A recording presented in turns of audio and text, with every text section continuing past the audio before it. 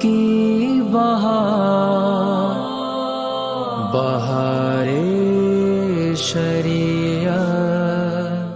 الحمدللہ رب العالمین والصلاة والسلام علی سید الانبیاء والمرسلین۔ ناظرین کرام، السلام علیکم ورحمۃ اللہ وبرکاتہ۔ ایک مرتبہ پھر ہم حاضر ہو چکے ہیں، آپ کا میزبان Hafiz Muhammad Tahir Qadri, favourite programme IDS Bahar Shariat کے ساتھ حاضر ہے، اور ہمارے ساتھ تشریف فرما ہے ہم سب کے پیارے ہر دل عزیز نوجوان اسکالر مفتی مدنی رضا صاحب۔ السلام علیکم ورحمۃ اللہ۔ وعلیکم السلام ورحمۃ اللہ۔ صاحب خیریت سے ٹھیک ہیں؟ اللہ کا کرم۔ اجازت ہے سوالات؟ بالکل۔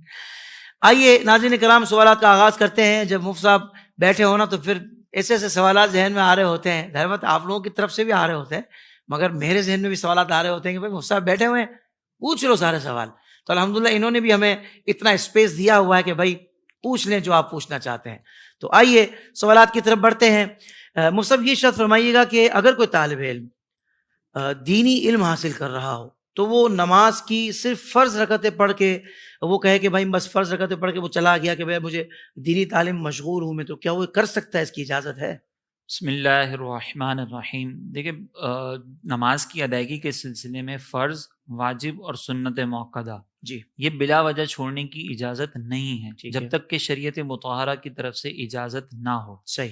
اگر کوئی طالب علم یہ کہے کہ چونکہ مجھے علم دین سیکھنا ہے تو میں یہ چھوڑ دوں، تو علم دین سیکھنا ہے تو پہلے اپنی دیگر مصروفیات کو ترک کیا جائے۔ ڈائریکٹ نماز کے اوپر یہ نہ کہا جائے کہ میں سنتیں چھوڑ دوں اور پھر جو ہے نا وہ میں دین کا علم حاصل کروں۔ تو ایسے تو سینکڑوں طلباء ہیں کہ جو علم دین سیکھ رہے ہیں، بہت اچھے انداز سے سیکھ رہے ہیں اور نماز کی پابندی بھی کر رہے ہیں اور ساتھ میں نوافل کی بھی پابندی کرتے ہیں۔ لہٰذا اس صورت کے اندر طلباء کو بالخصوص اس چیز کی اجازت نہیں کہ وہ سنت موقدہ ترک کر دیں۔ نماز اس لیے ترک کر رہے ہیں کہ علم دین حاصل کریں، حالانکہ ہونا تو یہ چاہیے تھا کہ جتنا علم حاصل کریں عمل میں اتنا اضافہ ہونا چاہیے۔ بالکل صحیح۔ تو اسی لیے یہاں پہ اجازت نہیں ہوگی باہر۔ اور علماء ربانیین کا ہمیشہ سے مفتی صاحب یہ انداز بھی رہا ہے کہ اگر تو اجازت ہے، اس کے باوجود بھی وہ ماشاءاللہ عبادت سے کبھی غفلت نہیں برتی انہوں نے۔ علماء ربانیین کا اگر ہم انداز دیکھیں نا تو وہ رخصت پر بھی اس وقت تک عمل نہیں کرتے تھے جب تک ان کے لیے مجبوری نہ ہو جاتی اللہ تھی۔ اکبر۔ یعنی ایک عوام کا طبقہ جو ہے نا اس کی مجبوری کا لیول الگ ہے، صحیح۔ اور علماء مجبوری اس کو سمجھتے تھے کہ اب ہمارے پاس اس کے علاوہ کوئی چارہ نہیں ہے، اگر ہم یہ نہیں کریں گے تو دین کا نقصان ہوگا۔ صحیح۔ تو وہ پہلے یہ دیکھتے تھے، اپنی سہولیات نہیں دیکھتے تھے۔ تو یہ اجازت بہرحال اس کی نہیں ہوگی، اس طرح طلباء کو اجازت نہیں ہے اس طرح۔ سبحان اللہ، سبحان اللہ۔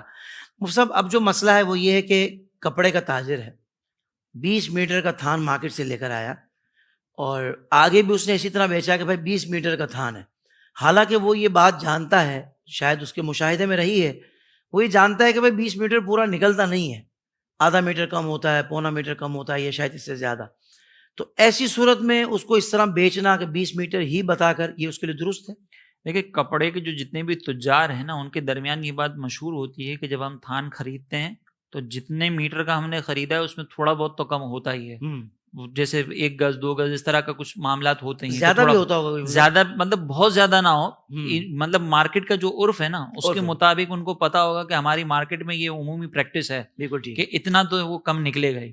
تو اگر اتنا ہی کم ہے جتنا مارکیٹ کا عرف ہے تب تو کوئی حرج نہیں ہے، 20 میٹر کہہ کر بیچ دیا، سامنے والے کو بھی پتا ہوگا، خریدنے والے کو بھی، کہ اس میں تھوڑا بہت کم ہی ہے، تو اس میں کوئی حرج نہیں ہے، دھوکے کے حکم میں نہیں ہے، کیونکہ مارکیٹ کا ایک عرف ہے، نارم ہے مارکیٹ کا۔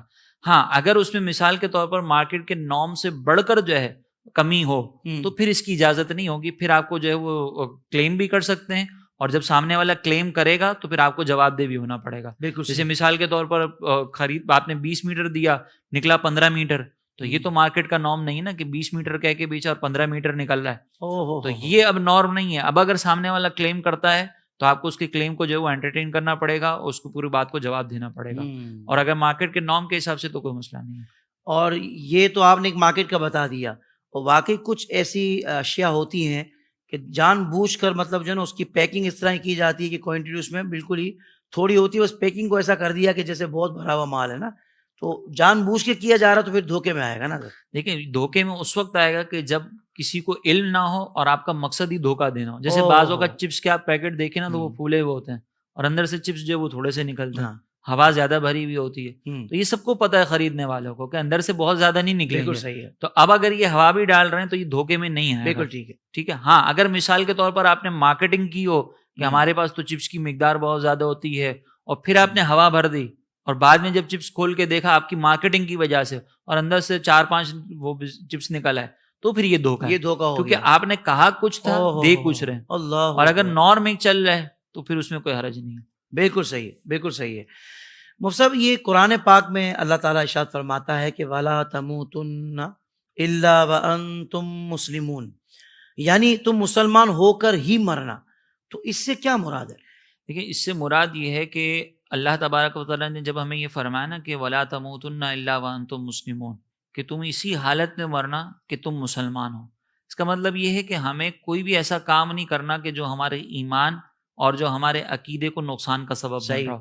ساری زندگی ہمیں یہ کوشش کرنی ہے کہ ہم ایمان پر ثابت قدمی اختیار کریں، کہ آپ کوئی عمل ایسا اختیار نہ کریں کہ جس کی وجہ سے آپ کے عقیدے کو نقصان پہنچ رہا ہو، صحیح. آپ کی ایمان کو نقصان پہنچ رہا ہو.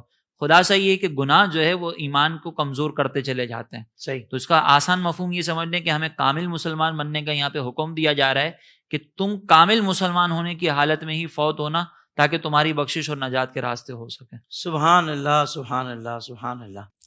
مفتی صاحب جزاک اللہ. مزید آگے بڑھتے ہیں. ایک شخص ہے جو مارکیٹنگ کرتا ہے، اب ایک ایسے ریسٹورینٹ کی مارکیٹنگ کر رہا ہے کہ بھائی جب اس کے پاس جا کے کھانا اس نے خود بھی کھایا تو اس نے کہا یار وہ تو جو میں مارکیٹنگ کر رہا ہوں ویسا تو اس کا ٹیسٹ ہے ہی نہیں، لیکن اس کے باوجود بھی اپنے کام کی وجہ سے اس کا کام ہی مارکیٹنگ کرنا ہے، پھر اسی ریسٹورینٹ کی اسی طرح تعریف کر کے مارکیٹنگ کر رہا ہے. تو یہ اس کے لیے جائز ہے، یہ کر سکتا ہے اس طرح؟ جب مارکیٹنگ کرتے ہیں نا تو اس میں جو پروڈکٹ کا معیار ہے جی اس لیول میں یا اس کی حد تک ہی مارکیٹنگ کی جائے. بہت زیادہ مبالغہ کرنا لوگوں کو صرف اٹریکٹ کرنے کے لیے اس کی شرعی طور پر اجازت نہیں ہے. لہٰذا اگر کوئی مارکیٹنگ کسی ریسٹورینٹ کی کر رہا ہے اور اس کو پتا ہے کہ اس کا ٹیسٹ جو ہے وہ ایسا ہے نہیں جتنا میں نے مارکیٹنگ میں لکھا ہوا ہے تو یہ غلط ہے. ہاں یہ ہو سکتا ہے کہ ریسٹورینٹ والوں نے جو ایک اسٹینڈرڈ بنایا ہوا ہے وہ آپ کو اور مجھے پسند نہیں آ رہا. ٹھیک ہے نا، مثال کے طور پر جیسے کوئی باہر کی ڈش ہوتی ہے، اب وہ باہر سے آئی ہے، وہ ہمارے ملک میں رائج ہی نہیں ہے، وہ ہمارے ملک کے لوگوں کو پسند نہیں آ رہی، لیکن ریسٹورینٹ والوں نے اپنی پوری محنت کی ہوئی ہے اور انہوں نے جو وہ اپنا معیار اپنا اسٹینڈرڈ پورا برقرار رکھا ہے. تو اب اگر آپ کو پسند نہیں آیا یا مارکیٹنگ کرنے والے کو پسند نہیں آیا، مجھے نہیں پسند آیا، تو اس میں پھر ریسٹورینٹ والوں کا قصور نہیں ہے، اس کی مارکیٹنگ پھر جائز ہوگی. صحیح. تو یہ دیکھ لیا جائے کہ ریسٹورینٹ والوں نے اگر معیار اپنا اسٹینڈرڈ پورا رکھا ہوا ہے، خود مارکیٹنگ کرنے والے کو پسند نہیں آ رہا، کسی اور کو پسند نہیں آ رہا، اس وجہ سے پسند نہیں آ رہا کہ ہمارے ملک میں وہ ڈشز رائج نہیں ہیں، تو مارکیٹنگ میں کوئی حرج نہیں ہے کیونکہ انہوں نے محنت پوری کی ہوئی ہے. بالکل صحیح. اگر ریسٹورینٹ والے جان بوجھ کر جو وہ معیار ہلکا کر رہے ہیں اور آپ کو یہ پتا ہے کہ انہوں نے معیار ہلکا کیا ہوا ہے اور پھر آپ مبالغے کے ساتھ جو ہے وہ اس کی مارکیٹنگ کرتے ہوئے بتا رہے ہیں کہ بھئی یہ بھی چیز ہے، یہ بھی خوبی ہے، تو پھر یہ غلط ہوگا، یہ دھوکے کے زمرے میں ہے. تو اس چیز کو دیکھ لیا جائے کہ ریسٹورینٹ والوں کا اپنا انداز کیا ہے. بالکل صحیح ہے. تو یہ مارکیٹنگ والوں کو تو مصطفیٰ بہت زیادہ احتیاط کرنے کی ضرورت ہے، کیونکہ ہم نے دیکھا ہے جو پروجیکٹس ان کو سیل کرنے ہوتے ہیں نا، بڑے بڑے پلازے، تو یہ ایسی ایسی باتیں کر رہے ہوتے ہیں کہ جیسے پتہ نہیں چاند پر آپ کو جو ہے نا وہ پراپرٹی دلوانے کے لیے لے جا رہے ہیں. یعنی ہر دکان سونے کی کان، اور پتہ نہیں کیا کیا ان کے جملے ہوں گے.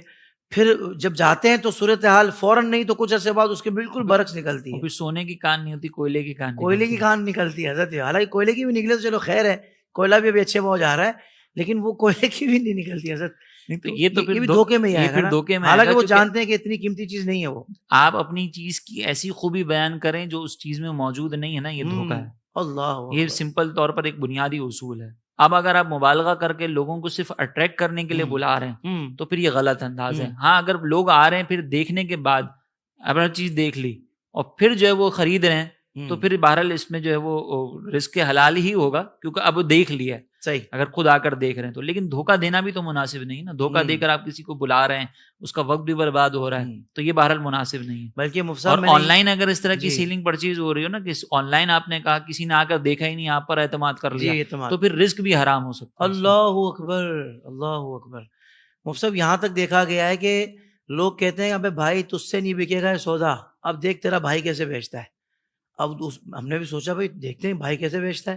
اور وہ بھائی جب گیا تو اس نے تو بھائی اتنے جھوٹ اس کے ساتھ باندھے، اتنی غلط بیانی کی، اور سودا تو وہ بیچارہ کہیں نہ کہیں بندہ بھروسہ تو کر ہی جاتا ہے نا باتوں پر، تو لے لیا اس نے کہا دیکھا ایسے بیچتے ہیں. بھائی اتنے جھوٹ بول کے بیچنے کا فائدہ کیا؟ اس کا کوئی فائدہ نہیں ہے. آپ نے کسی کو جب اگر اس طرح دھوکہ دے کے بیچا ہے تو اس رزق کے اندر اگرچہ بہت زیادہ زیادتی آپ کو نظر آ رہی ہوگی لیکن برکت 1 روپے کی بھی نہیں ہوگی. اللہ، کوئی کمال نہیں ہے، کوئی کمال نہیں ہے. اللہ اللہ اللہ تعالیٰ ہم تب سب کو شعور عطا فرمائے، مارکیٹنگ والے بالخصوص اس چیز کا بہت خیال کریں اور اس کلپ کو سنیں کہ یار واقعی اللہ اس کے رسول کو ناراض کر کے ہم نے کیا سودا بیچ لیا اور کیا کما لیا اور کتنا کھا لیا ہم نے. اللہ تعالیٰ ہمیں شعور عطا فرمائے. مفتی صاحب اگلا سوال یہ ہے کہ لوگ بعض اوقات اچھے کاموں میں اپریسیشن لوگ نہیں دیتے، کسی کو حوصلہ افزائی نہیں کرتے، حوصلہ شکنی کرتے ہیں.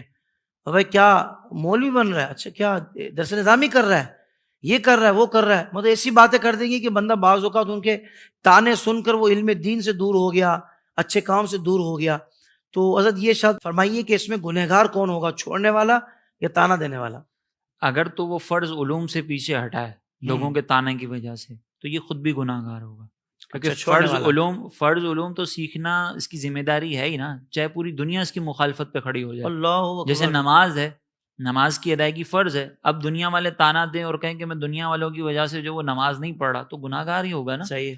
اب یہ تو نہیں کہ لوگ گناہ گار ہوں اور میں نے چونکہ ان کی وجہ سے چھوڑا ہے تو میں بالکل جو ہے وہ دودھ کا دلہا بن جاؤں، ایسا نہیں ہوگا. اگر آپ نے فرض علوم چھوڑے ہیں تو گناہ گار آپ بھی ہوں گے اور جس نے آپ کو مجبور کیا ہے وہ بھی گناہ گار ہوگا. بالکل صحیح. اور اگر آپ نے فرض علوم نہیں چھوڑے، کوئی ایسا جیسے مثال کے طور پر درس نظامی وغیرہ کر رہے ہوتے ہیں، کوئی شارٹ کورس کر رہے ہوتے ہیں جس کا تعلق فرض علوم سے نہ ہو، صحیح، وہ چھوڑ دیا تو یہ بھی برا تھا کہ آپ نے لوگوں کے تانوں کی وجہ سے آپ کا عزم و استقلال، آپ کا ارادہ اتنا کمزور تھا کہ آپ نے لوگوں کی تانوں کی وجہ سے چھوڑ دیا. سرکار علیہ الصلوۃ والسلام کے دور میں صحابہ کا جذبہ آپ دیکھیں کہ ظلم تھا، لیکن اس کے باوجود جو انہوں نے دین سے پیچھے نہیں ہٹے اور آپ ان تانوں کی وجہ سے پیچھے ہٹ گئے. تو اسی لیے جو علم دین چھوڑنے والا ہے اس کا عمل بھی برا ہے، اور جو تانا دینے والے ہیں نا ان کا عمل بھی اس سے زیادہ بڑھ کر برا ہے کہ آپ خود تو دین کے قریب آ نہیں رہے اور جو جا رہے اس کو بھی روک رہے ہیں. جی. تو یہ جو انداز ہے نا، یہ کسی کی حوصلہ شکنی کرنا، یہ کفار والا انداز ہے کہ جب نبی کریم علیہ الصلوۃ والسلام پر لوگ ایمان لے کر آتے تھے تو منافقین اور کفار جو ان کو پر تانا دیتے تھے کہ تم ان پر ایمان لے کر آ گئے، نقصانات ہوں گے، یہ ہوگا وہ ہوگا. تو یہ انداز اپنانا ایک مسلمان کو زیبا نہیں دیتا. صحیح. مسلمان کو چاہیے کہ کوئی اگر نیک کام کر رہا ہے تو اس کی حوصلہ افزائی کرے، اس کا ساتھ دے. خود نیک نہیں ہوگا، نیکوں کا ساتھ دے گا تو انشاءاللہ امید ہے کہ ساتھ دینے کی وجہ سے بخشش ہو جائے گی. کیا بات ہے. لیکن اگر کسی کو روکے گا تو ہو سکتا ہے کہ پھر اس پر اتنی خطرناک گرفت ہو کہ شاید پھر مرتے وقت ایمان بھی نصیب نہ ہو، اللہ، کیونکہ آپ دین سے روک رہے ہیں. اسی لیے اس پر جو ہے وہ بہت زیادہ غور کرنے کی ضرورت ہے. بعض اوقات والدین رکاوٹ بن جاتے ہیں، بعض اوقات رشتہ دار رکاوٹ بن جاتے ہیں. تو جو دین کے قریب آ رہا ہے خدا را اس کو آنے دیں، وہ انشاءاللہ آپ کے لیے دنیا اور آخرت میں عزتوں کا سامان کرنے والا بنے گا. بالکل سے. بالخصوص داڑھی شریف کے حوالے سے مفتی صاحب یہ تانے والا سلسلہ بہت زیادہ ہوتا ہے کہ بھائی داڑھی رکھ کے کام کر رہا ہے. بھائی میں داڑھی رکھ کے مجھ سے غلطی ہو گئی، آپ بھی تو کلمہ گو ہیں، آپ کلمہ پڑھ کے کام کرتے رہے ہیں. ایسا ہی ہے کہ ہم جو ہے وہ بعض اوقات سامنے والے کی حوصلہ شکنی تو کریں گے اس کے غلط کام کے اوپر، اور پھر اس کی جو دینی ایکٹیویٹی ہوگی نا اس کے اوپر تانا ڈالیں گے. یہ ایک الگ بات ہے کہ داڑھی والے سے بعض اوقات ہے نا کچھ لوگوں کو ایک عقیدت ہوتی ہے. صحیح. وہ عقیدت میں بھی کہتے ہیں احتیاط کرنی ہے. وہ عقیدت میں بھی کہتے ہیں کہ یار داڑھی رکھ کے آپ ایسا نہ کریں. عقیدت میں بھی کہا جاتا ہے. بالکل صحیح. لیکن اگر بالفرض کوئی صرف تانے کے اس سے کہہ رہا ہے نا تو وہ غلط کر رہا ہے کہ آپ سامنے والے کی توہین اور تحقیر کر رہے ہیں دین پر چلنے کی وجہ سے، تو یہ قابل مذمت عمل ہے. بالکل صحیح. بالکل صحیح. اچھا کوئی لڑکا اگر کماتا نہیں ہے، یہ بہت سارے نوجوانوں، آپ کی آواز بن کر میں سوال کر رہا ہوں صاحب سے، کوئی لڑکا اگر کماتا نہیں ہے مفتی صاحب اور وہ مطلب والدین اس کے کہتے ہیں کہ نہیں بھائی میں اس کو سنبھال لوں گا اس کے معاملات کو، اور کم عمری میں ہی اس کی شادی کر دیں، تو ایسی صورت میں کیا والدین کا عمل درست ہے، مناسب کیا انہوں نے؟ اس سلسلے میں نا ایک بنیادی چیز ذہن میں رکھیں کہ اگر لڑکا کماتا نہیں ہے لیکن وہ ایسا ہے کہ والد صاحب کی طرف سے جو کمانے کے سلسلے میں تربیت ہے نا اس کو قبول کرتا ہے اور نظر آ رہا ہے کہ کچھ عرصے میں کمانے کے قابل ہو جائے گا. صحیح. تو اب اگر والد صاحب جو ہے وہ افورڈ کر سکتے ہیں اور پھر کہتے ہیں کہ بھئی میں سنبھال لوں گا اور یہ انشاءاللہ کمانے کے قابل بھی ہو جائے گا اور گناہ سے بچانے کے لیے اس کا نکاح کروا دیتے ہیں، واہ، تو پھر بالکل ٹھیک ہے کہ موجودہ دور کے اندر یہ ایک اقدام جو ہے نا وہ بہت نوجوانوں کے لیے اچھا ہوگا اور نوجوان اس سے گناہوں کی طرف جانے سے بچے رہیں گے. بہت اچھا. لیکن اگر بالفرض لڑکا ایسا ہے کہ وہ بالکل نکما ہے اور پھر والد صاحب کہیں گے بھائی میں سنبھال لوں گا، آئے گی نا تو آنے والی خود اس کو سنبھال لے گی اور انشاءاللہ برکتیں ہو ہی جائیں گی، تو یہ آپ آنے والی کی بھی زندگی تباہ کر رہے ہیں. قرآن و حدیث کے اندر یہ ضرور ہے کہ نکاح کی وجہ سے رزق کے اندر اضافہ ہو جاتا ہے، لیکن اس کا یہ مطلب نہیں ہے کہ بالکل نکما نکھٹو ہو اور اس کا آپ نکاح کروا دیں. صحیح. اس کا مطلب یہ ہے کہ اگر رزق کے اندر ایسی کمی ہے کہ ضروریات تو پوری ہو جاتی ہیں لیکن ضروریات سے بڑھ کر جو ہے وہ تھوڑا سا ہاتھ تنگ ہو جاتا ہے, کٹ ٹو کٹ جس کو چلنا کہتے ہیں نا, تو وہ اگر ہے تو انشاءاللہ اس کے اندر مزید وسعت آ جائے گی. دیکھیں نا, نان نفقہ یہ بھی ذمہ داریوں میں آتا ہے کہ نکاح کرنے کی اجازت اس کو ہوتی ہے کہ جو نان نفقہ دینے پر قادر ہو. تو نان نفقہ دینے پر قادر تو اسی وقت ہوگا نا کہ جب لڑکا خود نکما نہ ہو. اب اگر خود ہی نکما ہے, والد صاحب تربیت کرتے ہیں, آفس لے کر جاتے ہیں ساتھ میں, تو وہاں پہ بیٹھ کے موبائل یوز کرتا رہتا ہے. آفس لے کے جاتے ہیں تو وہ جانے کے لیے تیار نہیں ہوتا, آفس پہ بیٹھ کے کام نہیں کرتا, والد صاحب کو ہی ساری چیزیں اس کی دیکھنی پڑ رہی ہوں, تو ایسے شخص کا نکاح کروانا یہ سامنے والی لڑکی کی زندگی تباہ کرنا ہے. اللہ اب اگر بالفرض کوئی لڑکا ایسا ہے کہ جو اس طرح کا نکما بھی ہے اور اس کو طلب بھی ہے, تو پھر اس کے لیے حکم سرکار علیہ الصلوۃ والسلام نے فرمایا کہ پھر ایسا شخص جو ہے وہ روزے رکھ کر اپنی اس خواہش کی جو ہے نا وہ کلا کما کرے. اس کا نکاح کروانا پھر یہ کوئی مناسب نہیں ہے. پہلے اس کو اس قابل کریں کہ یہ کمانے کے قابل رہے. والد صاحب کی کل آنکھ بند ہوگی تو پھر تو کچھ بھی نہیں کر سکے گا. ذمہ دار ہو جائے گی حساب سے, ذمہ دار ہونا چاہیے, ذمہ دار ہو, سمجھدار ہو, اپنے پیروں پر کھڑا ہو سکتا ہو تو ٹھیک ہے. پھر والد صاحب سپورٹ کر رہے ہیں تو والد صاحب اگر کل آنکھ بند بھی ہو گئی نا اور والد صاحب کا بزنس اس کو ملے گا تو انشاءاللہ یہ اس کو لے کے چل جائے گا. لیکن نکما ہے نا, وہ والد صاحب کا بزنس بھی بند کروا دے گا. اسی لیے اس کا نکاح کروانا مناسب نہیں. بہت کمال, آپ نے دونوں کنڈیشنز مفتی صاحب نے بتا دی. آپ دیکھیں پہلی والی صورت ایسی ہے کہ بھائی کروا دیں انشاءاللہ, آپ امید ہے نا آپ کا بچہ ٹھیک ہے, اوکے ہو جائے گا انشاءاللہ. لیکن دوسری والی کنڈیشن واقعی مفتی صاحب یہ معاشرے میں بہت نظر آ رہی ہے. والدین نے پہلے بچے کو خود اپنی باتوں کی وجہ سے اس کو نکھٹو بنایا ہوا ہے, اور پھر اس کو کسی بیچارے لڑکی کا مطلب ساتھ باندھ دیا. اب وہ بیچارے اس کی بھی زندگی داؤ پہ لگ گئی, برباد ہو گئی. بعضوں کا تو ایسا نکما لڑکا ہے نا اپنی بیوی کو مجبور کرتا ہے کہ جاؤ گھر گھر پہ جا کے کام کرو. اللہ, آپ دیکھ لیں جتنی بھی گھر میں کام کرنے والی خواتین ہیں نا, سب کی ایک ہی کہانی آپ کو ملے گی کہ ان کے گھر کے مرد کماتے نہیں ہیں. کیوں نہیں کماتے؟ وہ اسی طرح کے نکمے ہوتے ہیں. تو کیا اس طرح کے لوگوں کی وجہ سے ہم اپنی بیٹیوں کے مستقبل کو تباہ کر دیں, ان کی زندگیوں کو تباہ کر دیں؟ یہ تو مرد کی ذمہ داری ہے باہر جا کے کما کے لانا اور عورت کو کھلانا. عورت کو اللہ تبارک و تعالیٰ نے یہ مقام دیا ہے کہ مرد اس کی خدمت کرے گا, عورت اپنے مرد کو کما کے نہیں کھلائے گی. اسی لیے اس چیز پہ توجہ بہت ضروری ہے. واہ واہ واہ واہ, سبحان اللہ. مفتی صاحب پروگرام کا ہمارا وقت مکمل ہوا. ظاہر بات آپ کے ساتھ مزید نشستیں بھی ہوں گی. ناظرین کرام, IDS بہار شریعت یوٹیوب چینل کو سبسکرائب آپ لوگ کر ہی نہیں رہے ابھی تک, جلدی سے سبسکرائب کر لیں بھائی. اس سے آپ کو بہت ساری باتیں انشاءاللہ دن رات سیکھنے کو ملیں گی, اور جو اس کے شارٹ کلپس ہوتے ہیں اس کو بھی شیئر کر دیا کریں, آپ کا بھی حصہ ہو جائے اچھی بات کو پھیلانے میں انشاءاللہ. اپنا بہت خیال رکھیے گا, ملاقات ہوگی انشاءاللہ. السلام علیکم ورحمۃ اللہ وبرکاتہ.